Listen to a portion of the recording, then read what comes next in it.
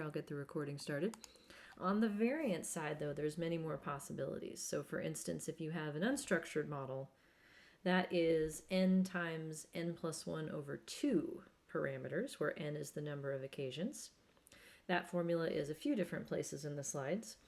The number of parameters that goes with each of the R-only models, which is what we've talked about thus far, I can show you. So let me get the screen share going since we're on that topic. Here we go. Move the thingy out of the way. So for instance, if I go to slide 11, this is lecture 4, slide 11, reviewing where we were last time. Compound symmetry has 2 parameters. So no matter how many occasions, a compound symmetry R-only model has a CS parameter, which is the random intercept variance, and it has a residual variance parameter. Whereas if you have compound symmetry heterogeneous, meaning each variance gets to be separate across occasions. And so if it's not mentioned, by the way, it's homogeneous. So like the default in these things is a homogeneous variance where across occasions they all share the same. If the word heterogeneous is in there, then you know that it is one variance per occasion plus whatever parameters make up the covariances.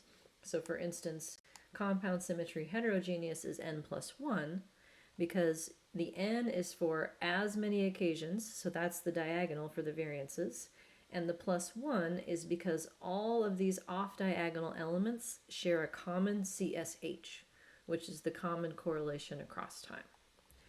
Likewise, if we go to R, so we have AR1 here, that's 2 parameters no matter how many occasions it is, whereas autoregressive heterogeneous is also n minus 1 parameters. So cough cough homework question, there's no way to compare the fit of AR1 versus CS, for instance, with the likelihood ratio test because they both have the same degrees of freedom. But what you could do is look at AIC and BIC to decide which one the data like better and which smaller is better. So minus 2 log likelihood, AIC and BIC all are scaled such that smaller indicates a better fitting model. And then Topolits is another one that we did. If it's homogeneous flavor Topolits, that's n parameters because you have basically 1 for the diagonal and then 1 for each off diagonal. Whereas heterogeneous Topolits is n plus n minus 1. So looking to see that you can match up the names with the number of parameters and what's on the variance side versus the mean side, that's what the assignment is looking at. And then the questions asking about likelihood ratio tests are really asking for your understanding of 2 concepts. Which is the model that has fewer parameters versus the model that has more? Because order matters in doing likelihood ratio tests. Let me see if I can find that slide here real quick. One before that.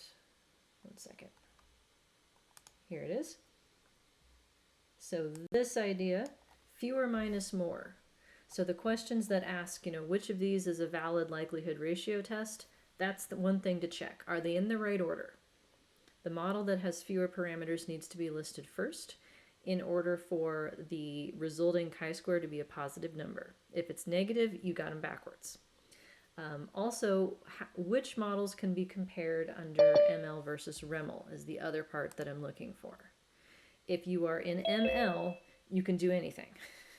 So you can have models that differ on their mean side, their variance side, or both. If it's REML, then the models to be compared can differ only on their variance side. Otherwise, the comparison is invalid.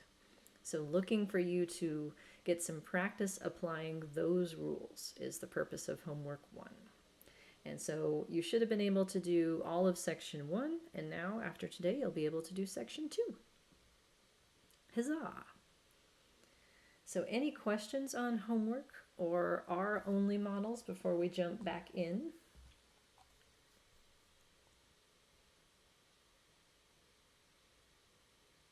Everyone's quiet. All right, so big picture, what are we talking about? Can any of you tell me what the big picture is of this? What are we doing?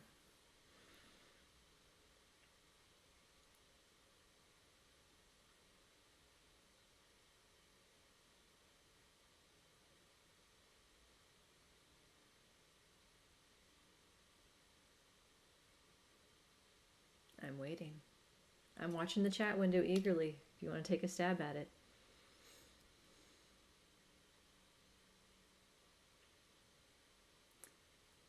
How the variance of the occasions are related to each other. Yeah, what kind of pattern of covariance across occasions we have, whether it's the same across occasions or some type of pattern where the covariance differs across occasions. Yeah.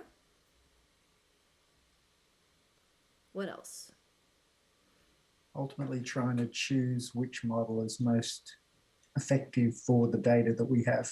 Yeah, we're trying to figure out which model best matches the patterns of the variances and covariances over time. That's what we're trying to do. So we're not explaining anything, we're not adding predictors, we're trying to find a pattern that matches the data in terms of the models. Now, why are we doing that?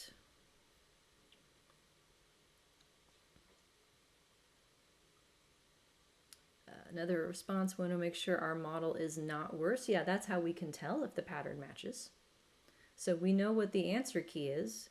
In cases with balanced data, that's an unstructured model, and we can compare each of the alternative patterns to that one. But why are we doing this again?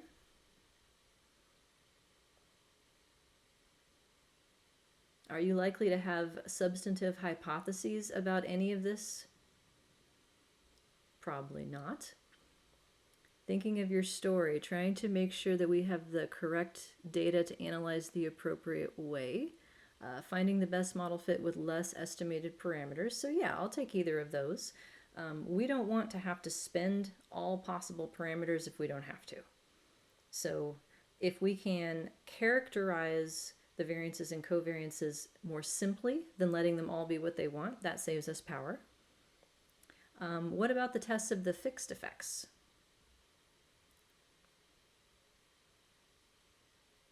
How do they relate to what we've been talking about with these patterns?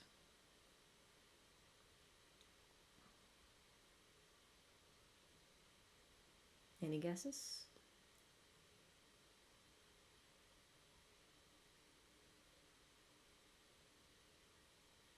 No guesses. Okay.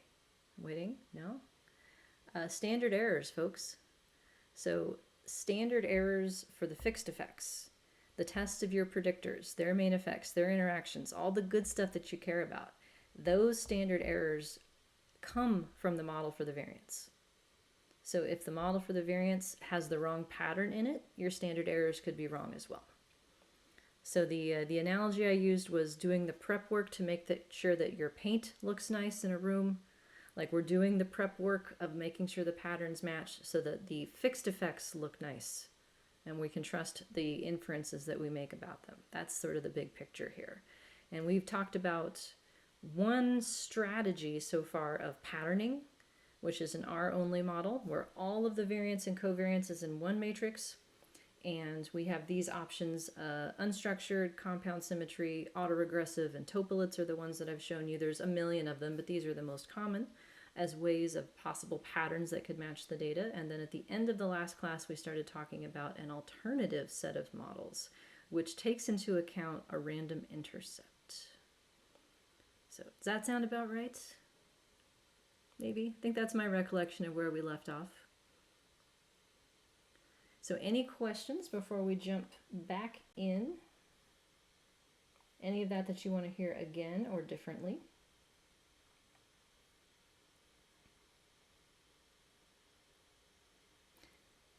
So no, then? Okay. You know, after this pandemic is over, I'm going to be so awesome at dealing with awkward silences in a classroom. I'll be like, nope, I'll wait. That's fine.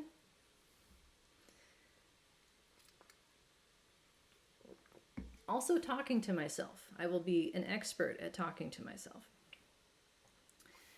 All right, then I am going to pick up on slide 15 of lecture 4. So we'll continue my friend's data example after this and look at these models here that have a different strategy. So in longitudinal data, oftentimes the most prevalent reason that occasions from the same person are correlated is because of mean differences across people. So that idea that some people are just higher all the time or lower all the time, that idea is operationalized with a random intercept. The idea that each person needs their own deviation from the grand mean.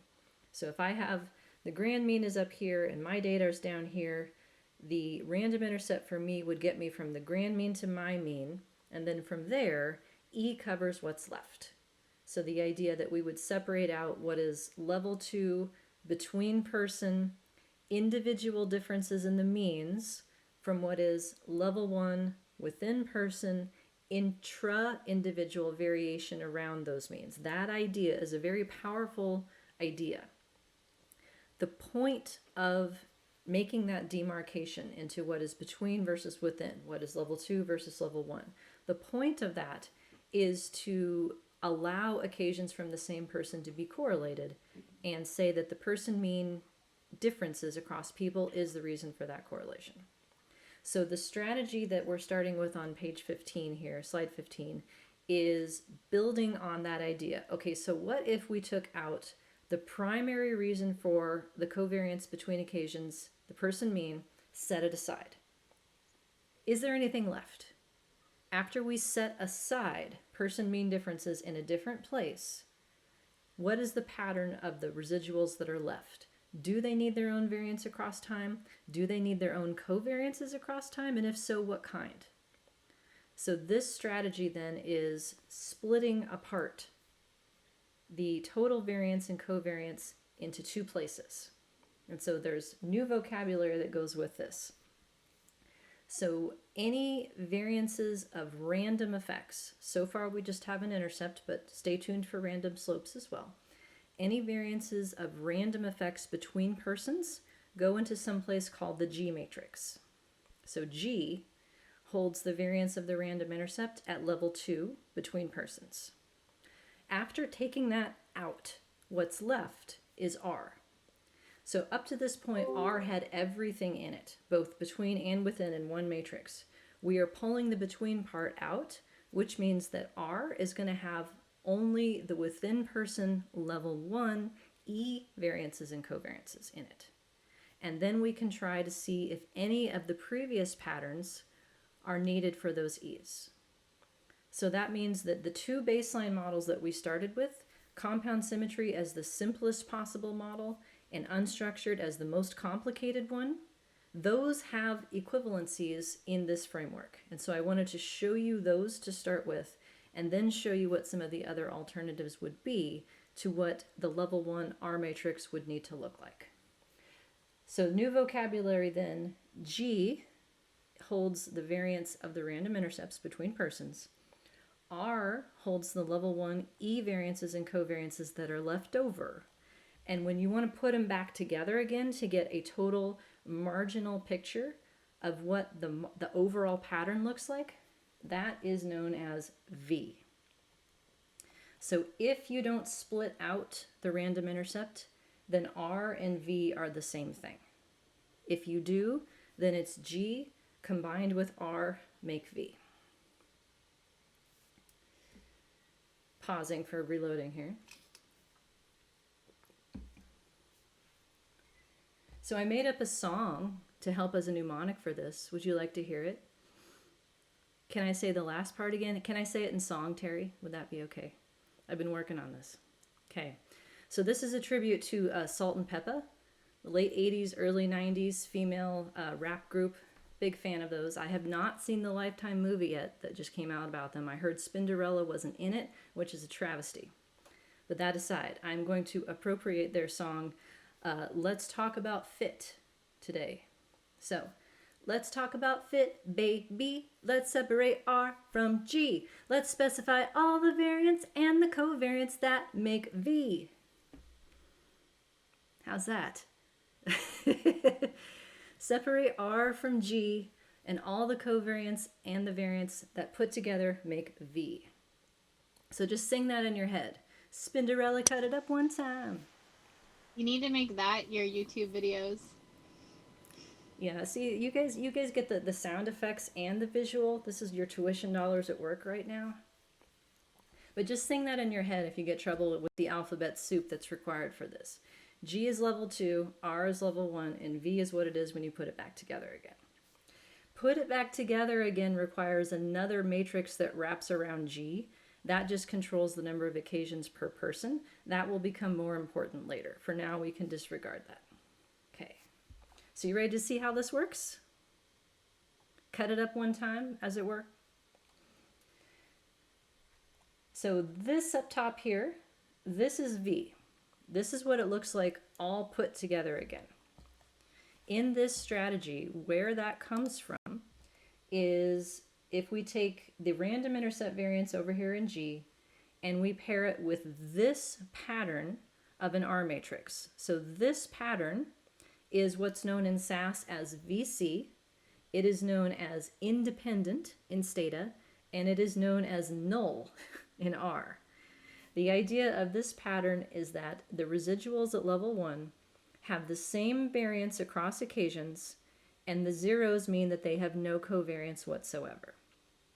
So when you put this G and this R back together again, you get this compound symmetry structure that's called V. So if you're thinking, how is this different than the compound symmetry thing we learned last week? It's not. The end result is exactly the same.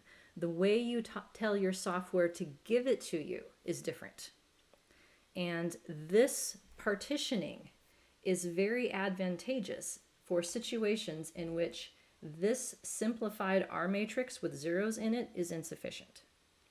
So more directly, what this pattern of compound symmetry is saying is that after you pull away person mean differences, the random intercept variance, and put it over here in level 2G, the E's are independent.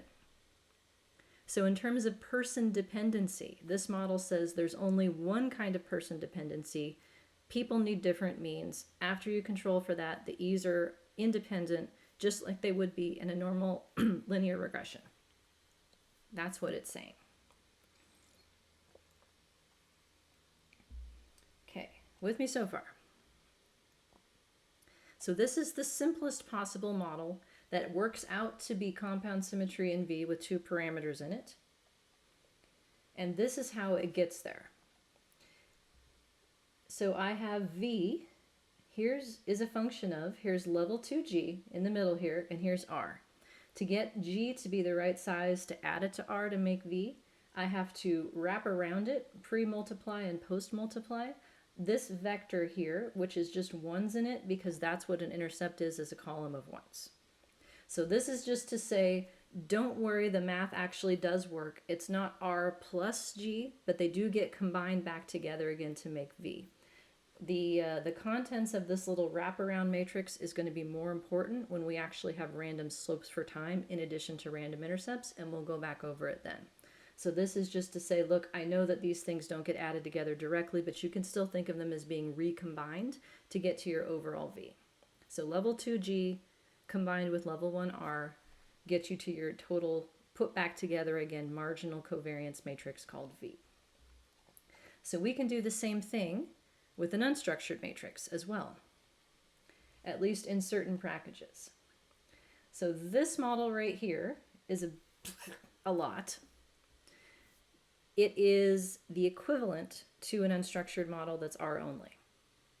But what I have done is like vacuum out the random intercept from all the cells and put it over in G, and then what's left at level 1R be unstructured. So what is unstructured in this model is the R matrix. What is unstructured is just the within person level 1 part of the variability. So after controlling for person mean differences, what is the pattern that's left? And if we let that pattern be whatever it wants, we can see just how much correlation is actually there. So somewhere between no correlation whatsoever, which is the compound symmetry model, is left over, and there is still correlation at all of the occasions left over, that's unstructured. The only catch in specifying this model is this 0 that's highlighted here. This is a constraint that you have to put in for it to be identified, estimable, possible. What I am saying is deliberately forcing the correlation between the residuals, actually the covariance between the residuals that are the furthest apart in time, to be 0. So in this case, it's time 1 and time 4 I'm forcing to be 0. But it's not really 0 when you put it back together again. That cell is just due to the random intercept. So this constraint says, okay, beyond the random intercept, what is the additional correlation of the residuals? And the model is saying that the random intercept is responsible for whatever the correlation is at the highest interval. So this is necessary because you can't let everything be what it wants in R and have a random intercept variance too. You'd be out of parameters. So you've got to force something to 0 to make this model estimable, and this way of doing it makes the most sense. This is not something that you can do in every software package, though. This is something that you can do in SAS for sure, though. And so this makes it easier to see what is still needed, because it may be something way simpler than this at level 1 once you pull the random intercept out. Okay, so do you want to see what it looks like in my friend's data? Would that help maybe? Do you remember the story? It's a true story. Let me get out of this. Come on, you can do it. There we go. Okay, remember the story? So yes, my friend, who did graduate, by the way, the story has a happy ending, walked into her dissertation proposal with a cross-sectional design that by the time her dissertation proposal meeting was over had been expanded into including a longitudinal study as well. So we are looking at the longitudinal component of her study, which is predicting psoriasis severity as an outcome, and eventually we'll be predicting it from stress and personality variables like forgiveness and coping. But for now, we're just focusing on the pattern of variance and covariance in psoriasis across the 7 weeks that we're looking at in this example. So this is the unstructured answer key. This was what we fit if you just fit an R-only model where you just let the variances and covariances be whatever they want. So this is in a variance covariance metric. The bottom one here is in a correlation metric. And it looks like, just eyeballing it, that the variances across time, so on the diagonal here, are mostly the same, except there's a few that are a little different. And if I look at the correlations, they are pretty strong the whole way through the data, although the ones that are for occasions that are closer together in time look a little bit stronger. So they're closer to 0.9, whereas the ones that are further apart in time are closer to 0.8. So we're trying to find a pattern that represents this data using fewer than 28 parameters. And so when everything is in one matrix like this is an R-only unstructured model where everything is all shoved together, it's hard to tell how much of these correlations is because of constant person mean differences versus how much of it is because of additional level 1 residual E correlations. So what I'm going to show you splits them apart. So let me go to, this is example 4, page 8. So picking up on new material here, I will show you how to specify the random intercept in G plus almost everything unstructured in R. That way we can get a sense of what is still needed after we factor in person mean differences and shove them over into level 2G. What is still needed for level 1R? So this model is called random intercept in G plus UN n-1. So the n-1 is to remind you that the one of the elements of the covariance matrix has to be constrained to 0. You can't have all of them or the model's not identified. So I am doing the UN n-1 part right here. So here's the same repeated statement that we've been using that refers to the R matrix. Type equals UN6 is going to give me an R matrix. I'll spoil the surprise and just show it to you right now. That looks like this. Do you see the hole? The hole right here where there's no number? That's what UN6 is getting us as opposed to UN7, where 7 would be the whole thing's filled up.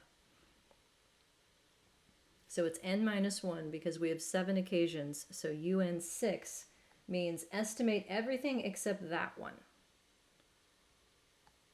The last off diagonal is constrained equal to 0 because I am saying that the only reason why weeks 1 and week 7 would have been correlated is because of the random intercept, which is elsewhere in the model. It's over in G.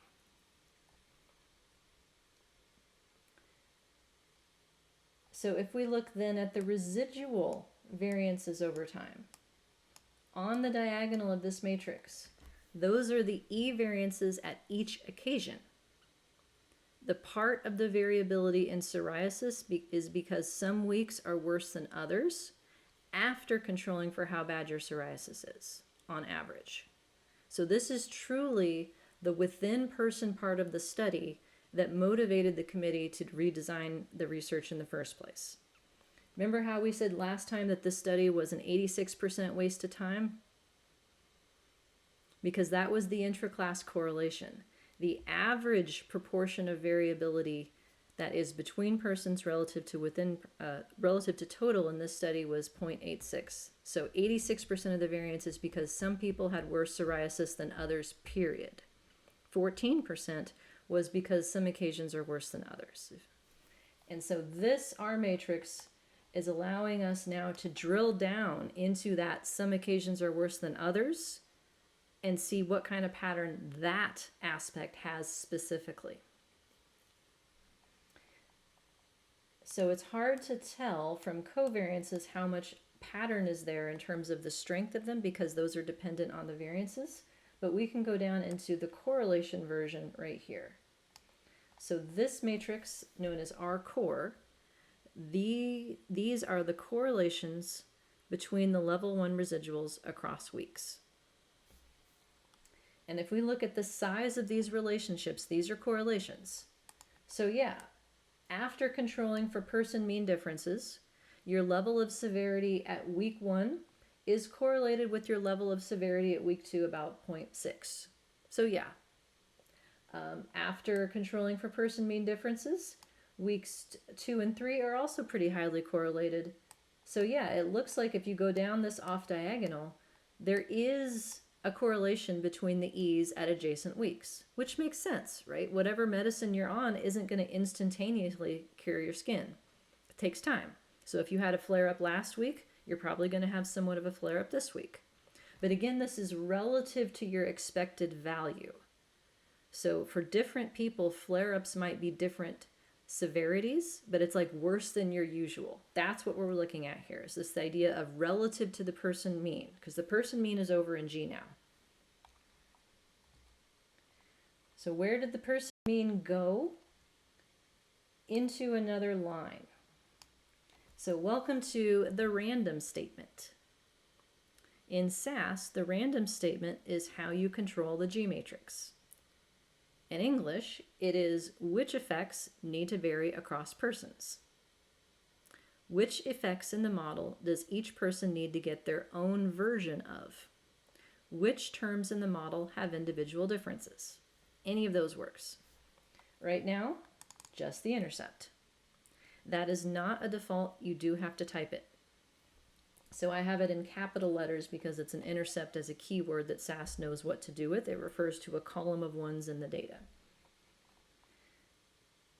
You can also ask it to print the G matrix.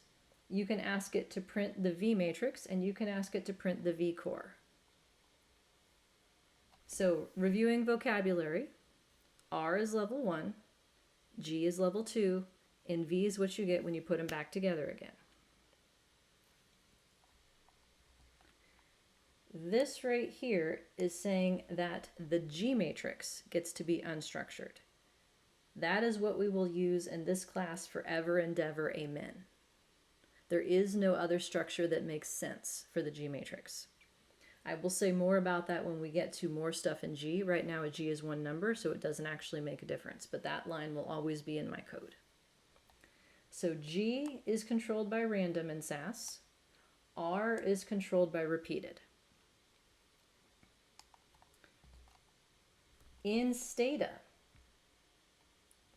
this right here is the analog of the random statement. So by default in Stata, you get a random intercept. So relative to the previous models, I have removed the option no constant that used to be where this highlighted text is, that took away the random intercept, and now it's back. So I'm getting a random intercept, the blank space right there. That means intercept. I'd like to thank the people who wrote Stata for keeping me employed. Because so long as blank space means that you've chosen something, I will always have a job. And so will you. If you crack the code, someone will want to hire you so that they don't have to. Then this part in the Stata code refers to the R matrix. Question from the audience. So when you put no constant, does that mean it does clustering but not any random things? It doesn't really do clustering either. With no constant, it specifies an R-only model. So by clustering, if you mean uses the correct degrees of freedom, then yes. But it doesn't do anything extra to the standard errors. It just means you don't have a separate random intercept in the G matrix. That's what no constant means. So previously when we had R-only models, we didn't have this random line at all in SAS. It wasn't there. So we didn't have a G matrix. Everything was in one pile, at one matrix. So in the banded structure is analogous to unstructured in Stata, where you can ask how many bands you want. And so unstructured 6 corresponds to banded 6 in Stata. And R, no. R is like, yeah, no. I tried, I failed. So it is entirely possible that there is a way to do this using LME if you're willing to write out the pattern in some kind of R matrix language, but I am unwilling to do so. So that's another part of the reason you're never going to have to do this in homework. I will only ask you to do models in homework that you can do in these packages. So don't worry about that. But I wanted you to know that they are out there. And then in Stata, you get options to show G via SStat. So recovariance doesn't mean do the covariance again. It means random effects covariance. That's what recovariance means. And then re-level is which level do you want the random effects at, and you can tell it for subject. So that is how you tell Stata, please print the G matrix. Then we get the W correlation options that were there before. They used to refer to R, but when you invoke random effects, they refer to V. So Stata lets you get both G and V, not R though. Only SAS lets you print out all of them. Fun times. So here's what happened. Okay. So here's R. Is this level 1 or level 2? This will be a finger question. We can all participate. Is R level 1 or level 2? People votes? Yes, level 1. So this is within person variance and covariance across time. Letting the unstructured model, let it be whatever it wants. So we can use this pattern to try and say, okay, it doesn't look like there's that much correlation if we go past maybe the first 2 occasions. Can we get by with something simpler? So this is the correlation of my level 1 within person residuals. Here's my G matrix. 0.63. That is the variation in the person means. So the deviation of each person's person mean from the grand mean, the variance of those across people, is 0.63. So if you take this 0.63 and add it to every single cell in this R matrix, you get V put back together again. And so note the 0.68 or 6328 is taking the place of the one that was blank. So this V matrix right here put back together again Level 2G plus level 1R put back together again gives you V matches the unstructured from the R only model. So it fits exactly the same. The reason to bother to do this is to try to figure out what this part needs to look like. We don't need a fully unstructured matrix for the level 1 residuals. They stop being correlated or correlated inconsistently after like one occasion apart or two occasion apart. So we can try to get something that's going to match this pattern that's a lot simpler.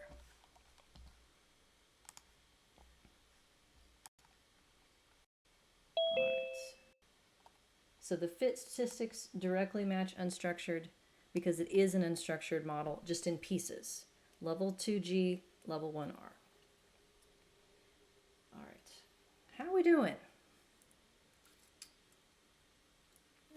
Lisa, could you talk a little bit about the negative relationships that we're seeing in that model at the within person level? That means, go back to them, like this one right here. Mm-hmm. Yeah. This means that week 3 and week 7 were negatively correlated. Yes, but would that just be for here because of the psoriasis data? In this particular data set. So this is letting the E's have whatever correlation they want. Okay. Thanks. So if you took, you would get approximately the same thing if you took the original 7 variables for the weeks, subtracted the person mean from each one, and then fed them into a correlation matrix. Okay, so this isn't like indicative of an issue with like non-linearity. No, these are all linear relationships because they're all correlations. Okay. So the way that I would interpret this is that there's still a strong correlation between occasions that are 1 unit in time apart. There's somewhat of a correlation, somewhat inconsistent in size though, across weeks, between occasions that are 2 apart. But after that, the pattern gets close to 0 and sort of bounces around 0. So there's not much residual correlation for weeks that are more than 3 weeks apart, which means we could probably get away with zeroing out those additional cells. Yeah, thanks. Sure. All right. Lisa, Yes. could you explain again why we cannot estimate the covariance between time 1 and time 7 in this model?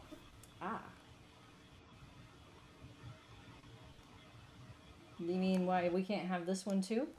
Mm-hmm. The short answer is because the model is not identified. So in terms of the amount of information that we have to estimate any of these parameters, it's the number of variances and covariances that exist in the data. So it's 28. If we estimate a random intercept in G, level 2G, then we only have 27 left. So it's the same concept as being under-identified in SEM when you're trying to estimate more parameters than you have data points to do it with. Same exact thing. So this is just identified with the hole in it.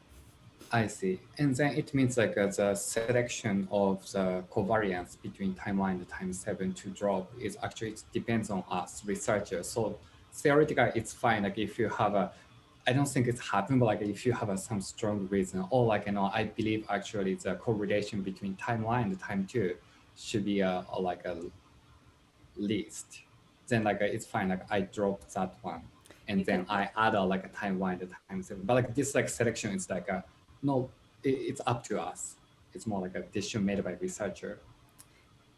Yes, to the extent that the software allows you that flexibility. I don't know of a way to tell SAS, like, just get rid of that one. Because everything is specified in terms of a band of an off diagonal. And so when I say, like, get rid of this one, it's the last band that I've gotten rid of in terms of the software. And so when you put it back together again, though, this one's not blank. When you put it back together in V, the random intercept is there. So there is a model predicted covariance between occasion 1 and occasion 7. It's just only because of person mean differences. So from that perspective, I think it makes sense to have the last one be the one that's due to only person mean differences, because you would expect occasions that are closer together to be more related than that. Cool. Thank you. Sure. So what if we just said, nah, do we need anything in level 1? Can't we just call the e's independent and call it good? Well, that's the random intercept plus a diagonal model, otherwise known as just compound symmetry. So this is how to specify the R-only equivalent of the other baseline, which is that there is no E covariance. That the only reason that the residuals were related is because of person mean differences, and that's it.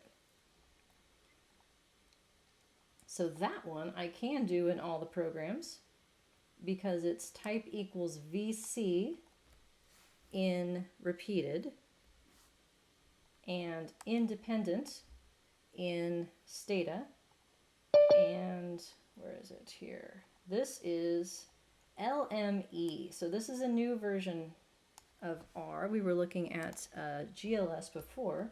If you want to have a G matrix in R, LME or LMER are the ways to do that. It turns out that you can only have diagonal R matrix structures in LMER, which is why I'm using LME. And this one is, that right there is your random intercept in R. So the option random with a squiggle and then a 1 means an intercept. So again, sort of referring to the idea that the intercept is just a column of 1s, that is what is going to be random over subjects. And the only thing that's in the model for the means is a fixed intercept, which is why it's severity squiggle 1 here to represent the fixed intercept. And I don't know if that's a default or not, but having it in there makes me feel better. So it's in there. I like to be explicit. And then I figured out that you can use this getVarCov function to give you the R, G, and V matrices.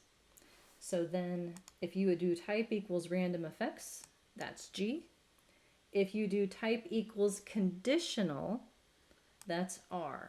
So the word conditional means like after controlling for person mean differences in G, or what I was calling leftover or just within person E, that's conditional. And then marginal is my version of put back together again, which is V. So level 2G, random intercept, level 1R, put back together again gives you the marginal covariance matrix, which is V. And you can ask for all of those nice and easily in LME. I also asked it to give me an interclass correlation and then to do a likelihood ratio test. So now here's my R matrix. That's what is meant by diagonal or VC or independent, that there is no more residual correlation or covariance. So this is the other baseline model, the simplest possible model that says the only reason that occasions were correlated is because of person mean differences, which is over here in G, and once we pull that out, there's nothing left. So somewhere between there's nothing left, which is this compound symmetry when you put it back together again, and unstructured, everything needs to be what it wants, is what we're evaluating. But we're doing so for just the level 1 residuals. That way we can drill down into those, which usually have a simpler correlation pattern. And so then when you put it back together again, you get your compound symmetry pattern of V and correlation. Oh, I said it wrong before. It was an 84% waste of time, not 86. So that's where that number came from. And so then the output looks similar from what we saw from compound symmetry before, except that it is UN11. So isn't that a very helpful label? UN11. QED, what's that represent? Again, this is why I have a job, because the people who made SAS are like, UN11, it's perfectly clear what that means. What that's referring to is the G matrix, row 1, column 1, which we have said is unstructured.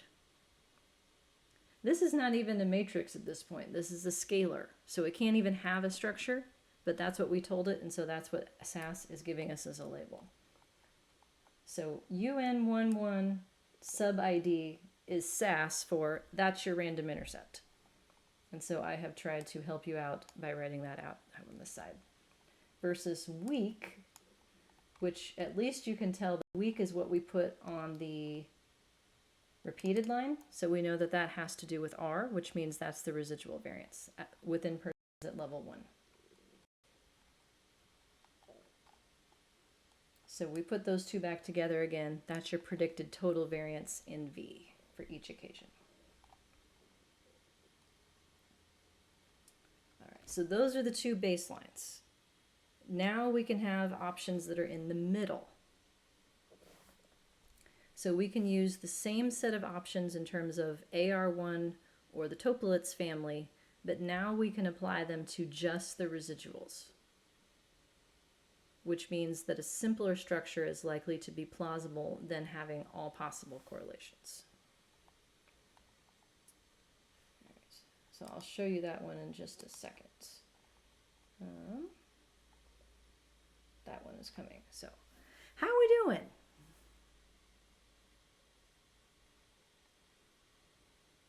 Okay-ish. Okay enough. I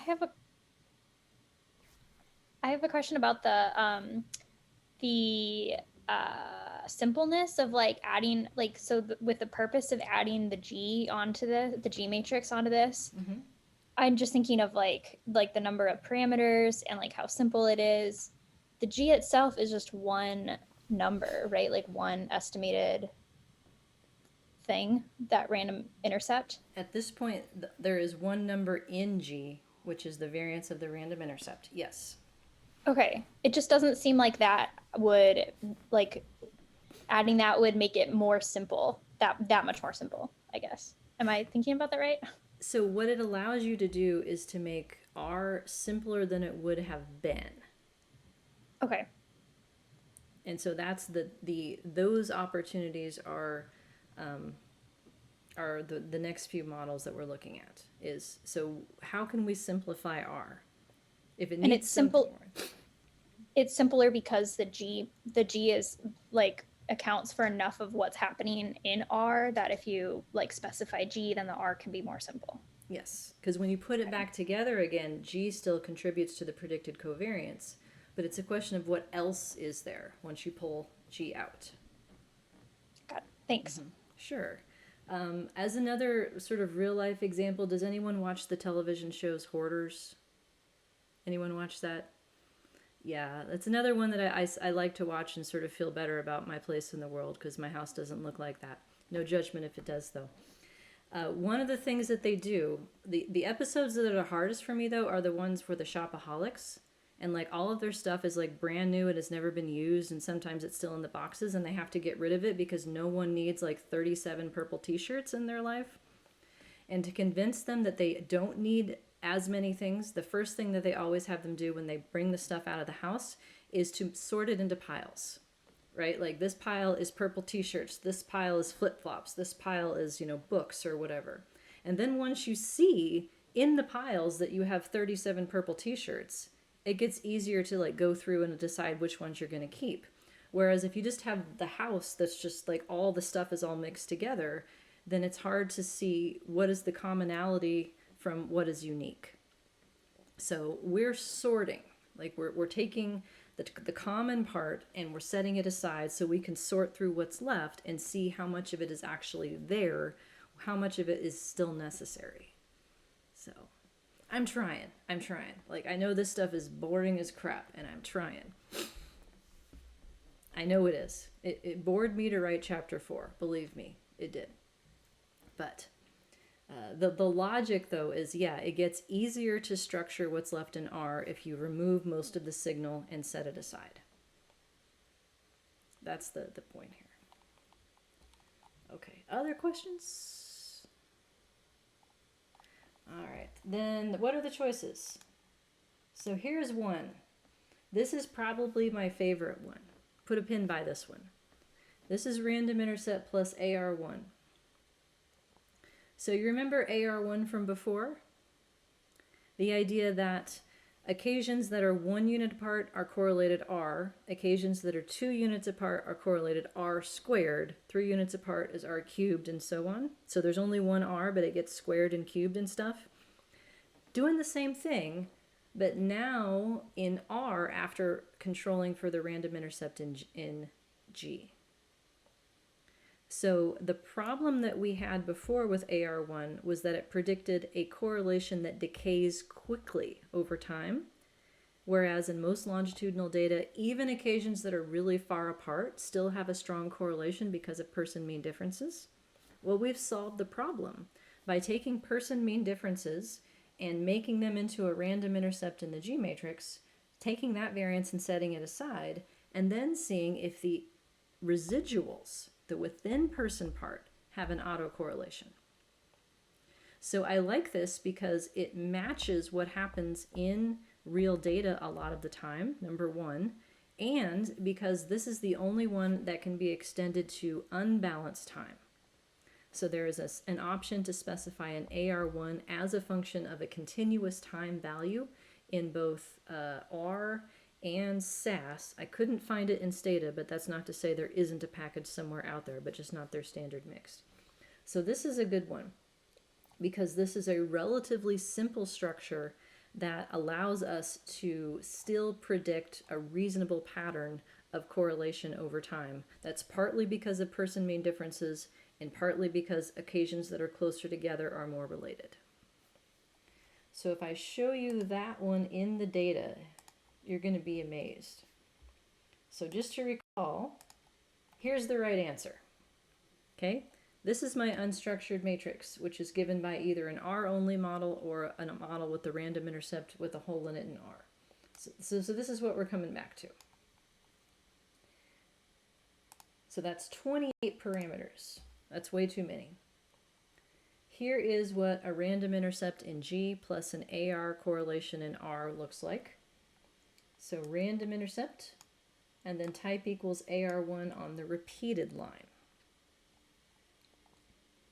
In Stata, we have the random intercept right here, and then we have residuals are AR1 in the R matrix. And then in R, I have LME. So here's my random intercept, and then here is my correlation core AR1 thing. So this second part gives me the AR correlation in the R matrix in R. So this is what you cannot do in Elmer, by the way, R folks. Elmer does not allow R matrix correlations, only diagonal. So if you want to do anything in R beyond just variances on the diagonal and holes in the covariances, it's LME. Okay, with me so far? So how many parameters does this model take? Let me fast forward to just that section.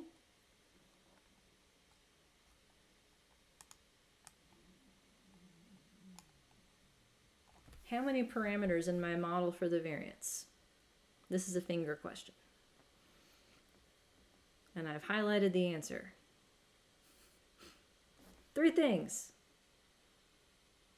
You will always know, by the way, how many parameters are in your model for the variance based on how many rows are in this covariance parameters table.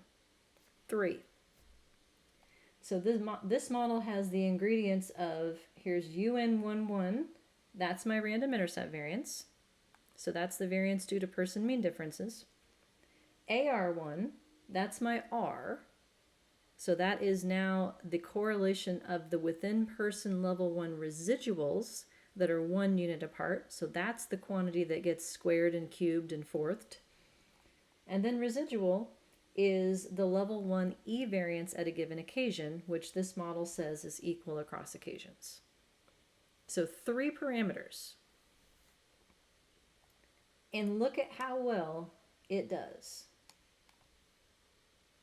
That's the predicted V correlation matrix from this model.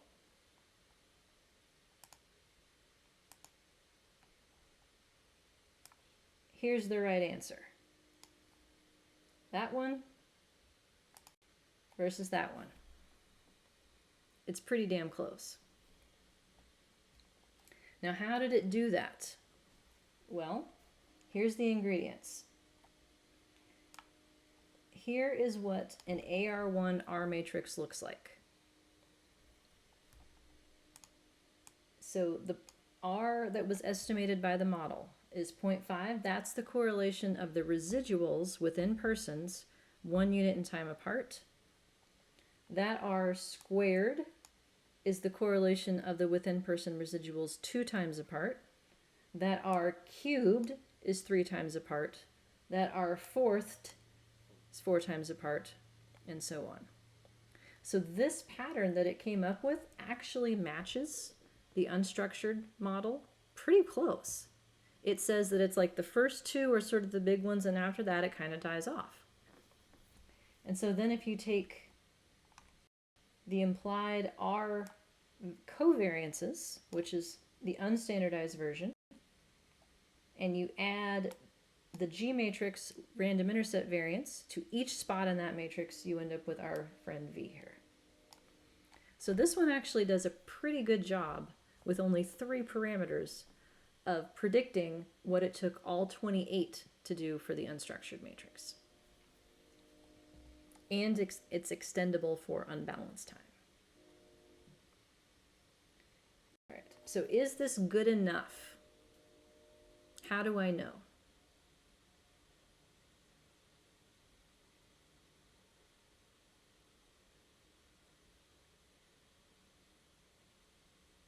-2 log likelihood, yeah. In the case of balanced data, in the case where an unstructured matrix is estimable, so I have enough people and I have balanced data, I've got the answer key. So I can compare the difference between what this model says the V matrix should look like versus what the unstructured model says it should look like. And so I went ahead and did that test, and wah, wah.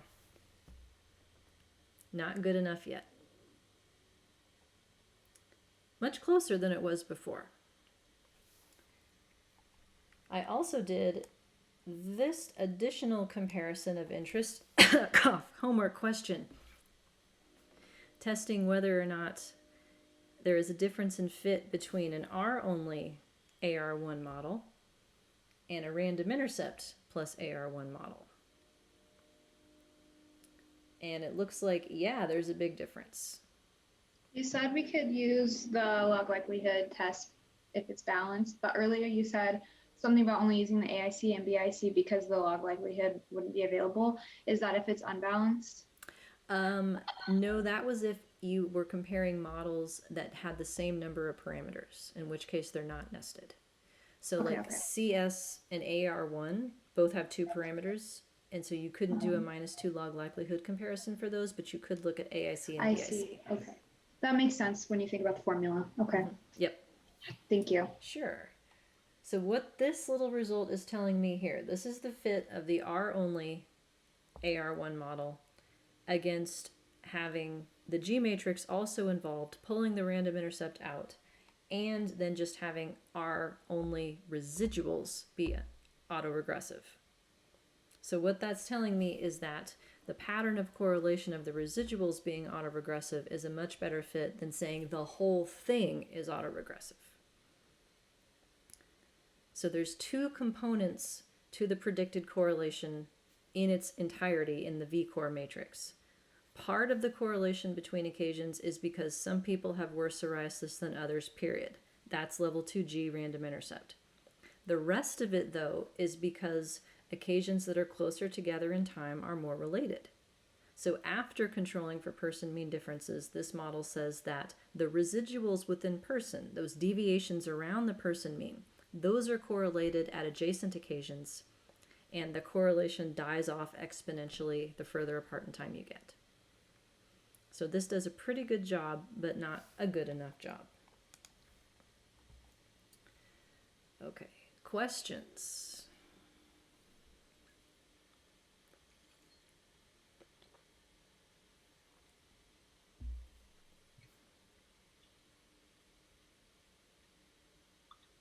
So once again, the likelihood ratio test, the p-value has to be over 0.05 to be significantly different.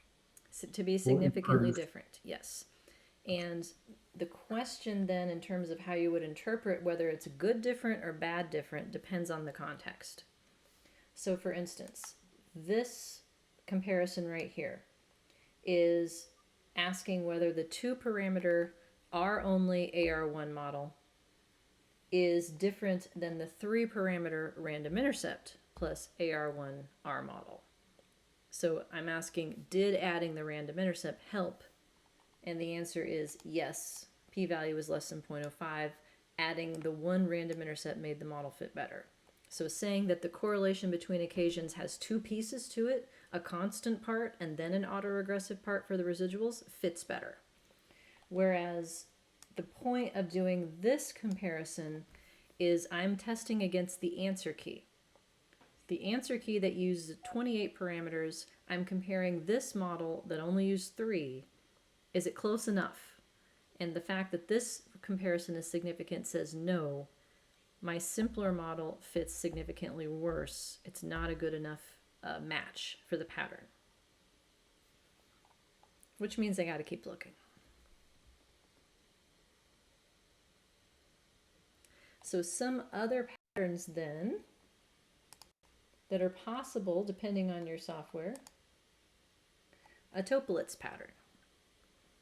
So Toeplitz was the one where each off diagonal gets a separate number. So occasions 1 unit apart get a covariance, 2 units apart get another one, 3 units apart get another one. Just like we can have a full order Toeplitz for R only, we can have an n-1 order once we pull the random intercept out. So it's the same idea as the unstructured where the last one has to be 0 to make it identified. And so then you can see how many of these are actually needed. So if we go into the results for this model, which is possible in Stata. So I have Toeplitz order 6. By the way, it's counting the diagonal in SAS, but not counting the diagonal in Stata. That's why Stata is 5 and SAS is 6. Then we get these numbers right here. So phrased as correlations makes it easier. So according to this model, adjacent occasions are correlated 0.45. Occasions 2 apart are correlated 0.28. And then after that, it dies off real quick. Third is a correlation near 0. So that means that we might be able to get away with something simpler for these latter lags. So like from this point forward, I guess it's these ones. Those are the off diagonals that get further and further away in terms of the distance between the residuals. Those ones look like they're not necessary. So whereas if I had an R-only model, I would need the full order Toeplitz. I would need all of the cells filled in. I'd need 7 parameters. With adding a random intercept, I don't need all of the rest. Adding the random intercept means I might only need the first 2, maybe the third.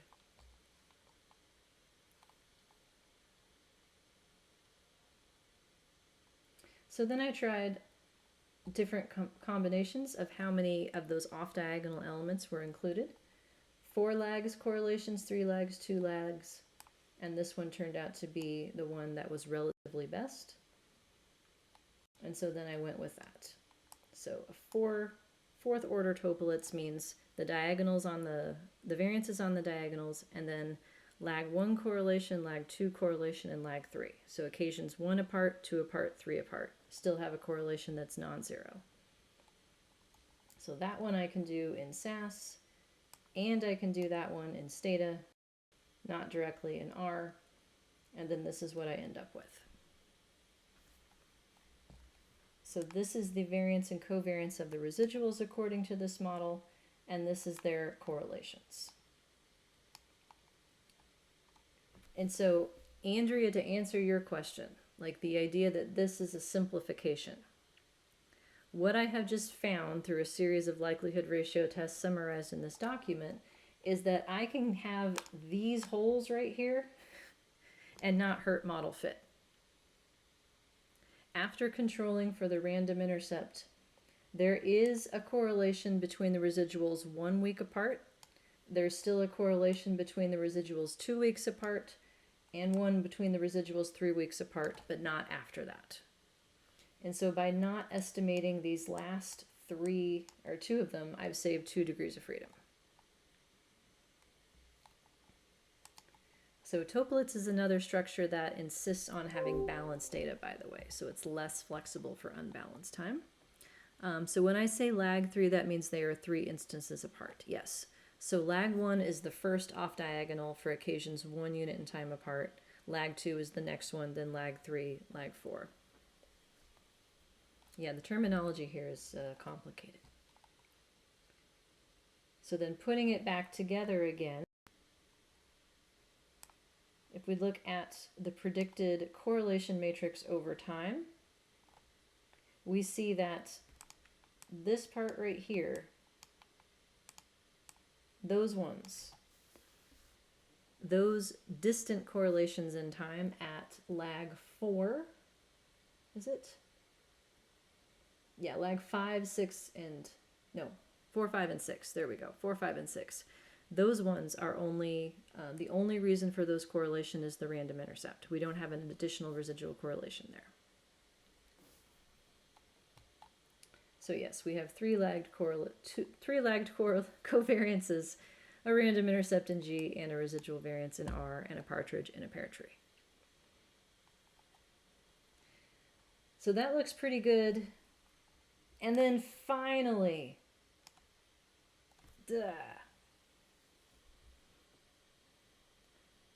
so I have a model that only spent 5 parameters. It says that people differ from each other in their means. That's my random intercept in level 2G. It says that occasions that are 1 week apart are correlated, occasions 2 weeks apart are correlated, and occasions 3 weeks apart are correlated, but not after that. So the residuals have a correlation up to lag 3, and we have residual variance left over at each occasion because some weeks are worse than others. So 5 parameters in total now fits not worse than the unstructured model. So the last thing that I would potentially want to check is whether the residual variances need to differ across occasions. And that one I can only do in SAS, and so that's whether a heterogeneous Toeplitz matrix fits better than homogeneous, which allows the R matrix here to have a different element for each occasion. Survey says yes. So again, 2 different hypothesis tests trying to gauge whether or not I've headed in the right direction. The first one here is comparing a model that has homogeneous residual variances to a model that has heterogeneous, meaning does each occasion need a different residual variance or not? So the answer in this case is yes, because estimating 7 residual variances instead of 1, so degrees of freedom 6, results in a p-value for improvements in -2 log likelihood of 0.008.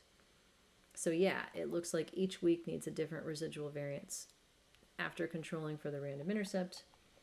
And then finally, decidedly non-significant. So spending the extra 6 parameters to allow the residual variances to differ across occasions does appear to help. So this particular, sorry, see a typo down below here. There we go. This particular model that I ended up with is only possible if you have balanced occasions that are equal interval. Because a Toeplitz, the idea of lag 1 being 1 unit apart, 2 units apart, 3 units apart, that only works for equal interval data. Otherwise, it doesn't make sense. And the idea that each occasion needs a different variance only works if there is occasion 1, occasion 2, occasion 3, and no intermediate values. So these things are not always applicable to real-world data, but never fear, I have some other patterns that I will teach you about on Thursday. By equal interval, do I mean balanced data and the same amount of time between the times? Yes. Because otherwise it doesn't make sense. So we go back to, let me find our matrix here, right? So this topolit structure has, trying to highlight these here. Hopefully you can see what I'm trying to do here. The same number on these off diagonals. So it says that weeks 1 and 2 are correlated 0.5. Weeks 2 and 3 are correlated 0.5. Weeks 3 and 4 are correlated 0.5. If each of these occasions was a different distance in time, then this would not make sense. So like if there were 3 weeks between time 3 and time 4, then holding that amount of correlation constant wouldn't make any sense. So equal interval and balanced is what these require. And after all of that, here's my write-up. This is all I would say about this in a paper. I looked to see if I could find something simpler. I did. Here it is, and now I use that. Yeah, because no one cares. Because it's like watching paint dry to talk about correlation structures. No one cares. But the reason to do this, again, is that all of the standard errors for your fixed effects depend on having the pattern right with respect to time. So that's why we're going through the process. All right. Questions?